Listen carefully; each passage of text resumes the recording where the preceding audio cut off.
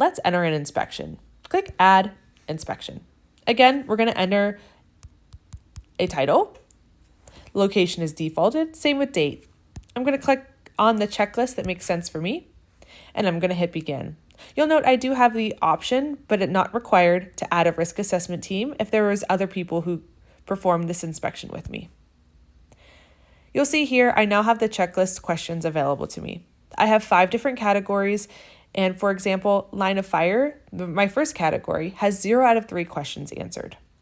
In order to answer the questions, I'm going to need to click the arrow to the right. You'll notice I have 3 questions here that I can answer, either with a check mark, an X, or the not applicable slash. I have the ability, but not the requirement, to add details. The details section allows you to add findings, corrective actions, or add photos. These are non-required fields, but they're available if needed.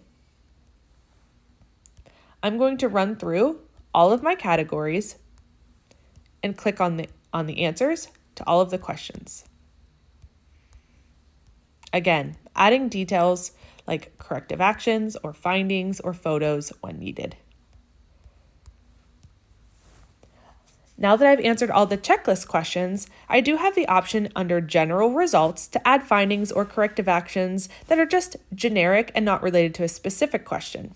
Same with attachments. I have the option to add in photos that are just generic to the question or inspection checklist themselves rather than an individual question. Once I'm done entering the necessary information, I'm going to scroll back to the inspection information and ensure that I have a responsible for review. Again, this could be your local EHS representative or it could be yourself. I'm going to select the person and I'm going to hit Submit.